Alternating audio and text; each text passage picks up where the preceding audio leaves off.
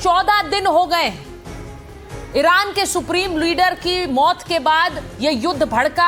आज 14 दिन बाद क्या हम ये तय कर पा रहे हैं कि ये जंग कौन जीत रहा है? क्या ये कह पाएंगे? मैं अगर आपसे सबसे पहले ईरान ही चलती हूं, क्योंकि ये सवाल वहां पर पूछा जाए। मैं नजर साहब अगर आपसे पूछूं, क्या ये जंग अमेरिका जीत रहा है? बिस्मिल्लाहिर्रहमानिर्रहीम। ये सवाल मुझसे ना पूछें आप, ये सवाल आप दुनिया से पूछें। दुनिया में जो एनालिस्ट हैं, आपके साथ बड़े बड़े एनालिस्ट जुड़ते हैं, आपके साथ बड़े बड़े एक्टिविस्ट जुड़ते हैं, मिलिट्री एक्सपर्ट्स जुड़ते हैं, और दुनिया भर के जो स्पेशलिस्ट हैं, एक्सपर्ट्स हैं, वो जुड़ते हैं। आप उनसे पूछें कि क्या अमेरिका जंग जीत रहा है या अमेरिका जंग नहीं जीत रहा है।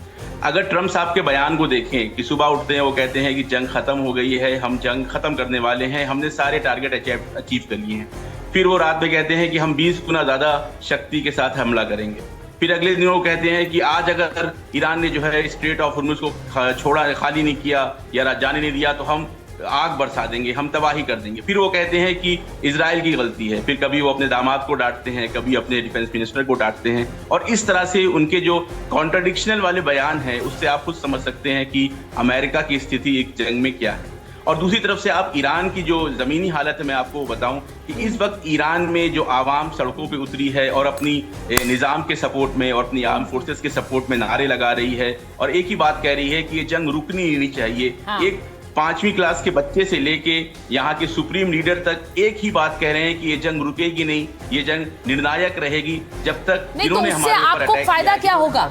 उससे फायदा क्या होगा नजर साहब, मुझे ये बताइए। इससे तो नुकसान हो रहा है, ईरान में आज भी धमाके हो रहे हैं। जी, फायदा आप उससे पूछिए जिसने अटैक शुरू किया है। यहाँ तो ये डिफेंस कर रहे हैं, इन्होंने डिफेंस किया है, इनके घर में घुस के इनके बुजुर्ग शख्सियत को मार दिया गया। आप हत्या मृत्यु क्यों कह रही हैं? आप कत्ल कहिए, असैसिनेशन हुआ है।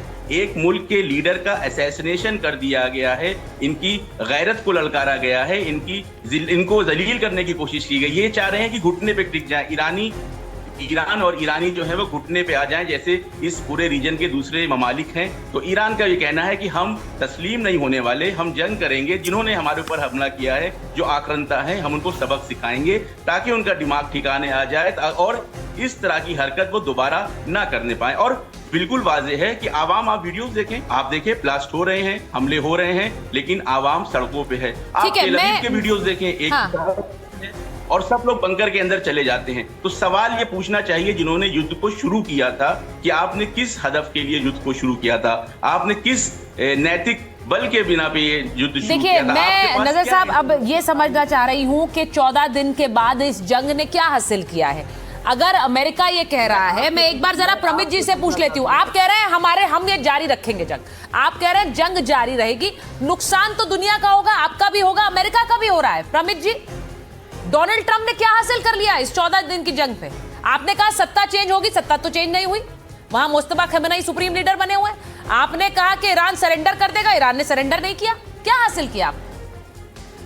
नहीं, देखिए, अभी केवल 14 दिन ही हुए हैं। It is very small time. एक तरह से लंबा समय है, लेकिन और America is prepared for little longer war. देखिए, सबसे बड़ी बात है अमेरिका ने क्या हासिल किया है या अमेरिकन प्रेसिडेंट क्यों इस तरह से चाहता है। See, we can not let American citizens to be on harm's way. हमको किसी भी प्रकार का अमेरिका की मेन लैंड में अमेरिकन सिटीजन्स को नुकसान न हो, यह हमारा सबसे पहला उद्देश्य है। इसलिए अमेरिका अपनी लड़ाई हजारों मील दूर उन देशों में लड़ता है जहां से उसको एक थ्रेट नजर आता है। अरे ये देखिए आप जो बात कह रहे हैं प्रमित साहब, आपकी कंसर्न ये है कि आपके लोगों को कोई नुकसान ना पहुंचे, अमेरिकियों को कोई नुकसान ना पहुंचे, लेकिन बाकी देश में लोगों को कोई भी नुकसान पहुंचे उससे आपको कोई फर्क नहीं पड़ता। नहीं, बाकी देश नहीं मैडम, जहां पर इस्लामिक जिहादी फंडामेंटलिज्म का जो गढ़ है, जहां से पूरी दुनिया को खतरा है, क्या मैं उस देश को एक न्यूक्लियर कैपेबल देश होने दूंगा? न्यूक्लियर वॉर इस जंग की वजह से पूरी दुनिया इसमें झुलस रही है Pramit ji. Madam, there are short term pains are there for long term gains. कुछ आपको पेन लेना पड़ेगा पूरी दुनिया को, जिससे लॉन्ग टर्म के लिए पूरी दुनिया बिल्कुल भाषा डोनाल्ड ट्रंप की है प्रमित जी, ये भाषा बिल्कुल डोनाल्ड ट्रंप की है जो आपने कहा लॉन्ग टर्म गेन्स के लिए शॉर्ट टर्म लॉसेस।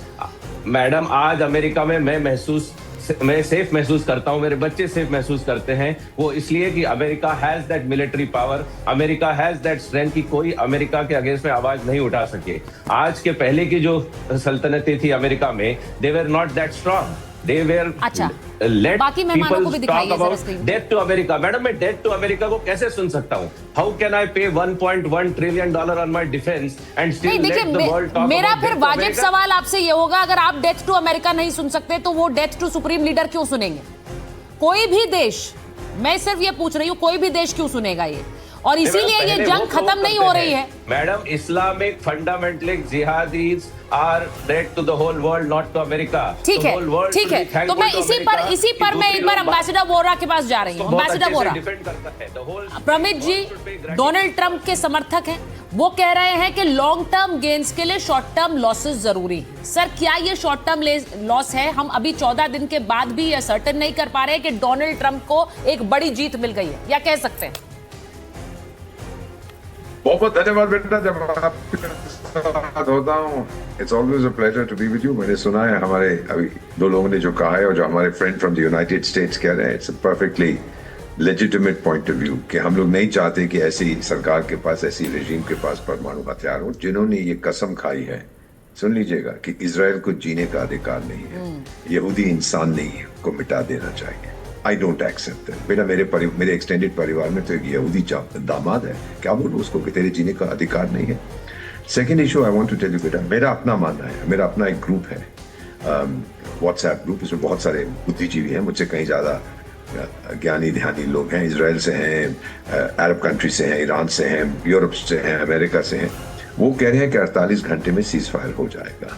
अब होता है कि नहीं होता है, ये आपने देखना है। और तीसरी चीज़ जो मुझे बताई गई है, और मुझे मालूम है कि हमारे ईरान के जो मेहमान हैं वो शायद नाराज हो जाएं, आपसे विनती है कि आप सुन लीजिए कि ये जो मुस्तदा खुमैनी साहब हैं, या तो ये बहुत बुरी तरह से घायल हो गए या फिर नहीं है हमारे साथ। अब माने ना माने, जो आपने कहना है, जो करना है वो करिएगा, पर ये वो सवाल पूछा गया है कि वो लोग डायरेक्टली सामने क्यों नहीं आए, हाँ। उनके बिहाफ पे मैसेजेस से क्यों पढ़ रहे हैं, और फिर आर्टिफिशियल इंटेलिजेंस से क्रिएट किए हुए वीडियोस आप क्या दिखा रहे हैं? वो तो मैं भी दिखा सकता हूँ कि मैं प्लैनेट वीनस पे बैठा हूँ, चाय पी रहा हूँ, इट मीन्स नथिंग।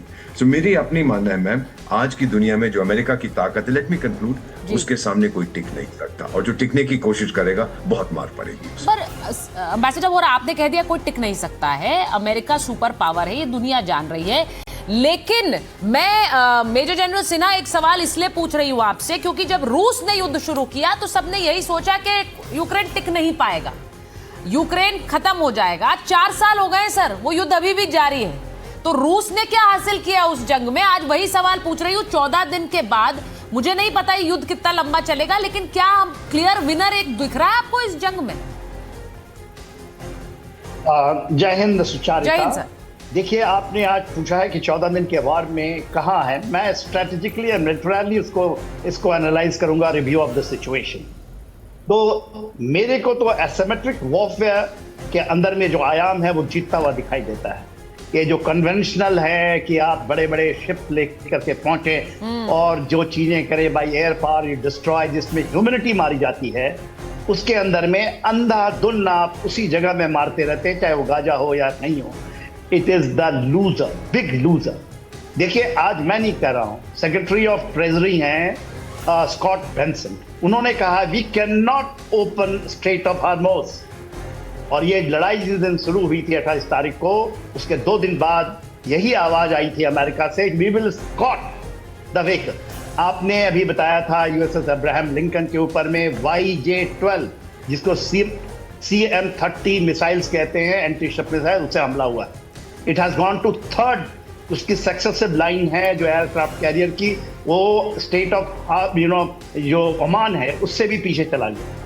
इसके अलावा यूएसएस जेराल्ड फोर्ड में आज आग लगे हैं, 2 लोग उसमें झुलस के मर गए हैं, वहां के सैनिक। बड़ी घटनाएं हैं। KC-747 रिफ्यूलिंग टैंकर्स जो हैं वो जॉर्डन और इराक के लाइन पे वो तो क्षतिग्रस्त हुए। आपने बताया कि 4 उसमें मारे गए हैं अमेरिकन सोल्जर्स। इसके अलावा एक KC-135 है, हाँ। ये इजराइल के अंदर में, तो ये मिलिट्री रिव्यू मैं आपको कर रहा हूं 14 दिन के बारे में। आपने बहुत बताया कि कितने पैसे खर्च हुए, क्या हुआ, कितने लोग मारे गए। ये कहना 1998 में हमारे को कहते थे भारत को किसी भी तरीके से हम आपको न्यूक्लियर वेपन्स नहीं बनाने, यही था, यही नैरेटिव था, यही आपके ऊपर रोका गया।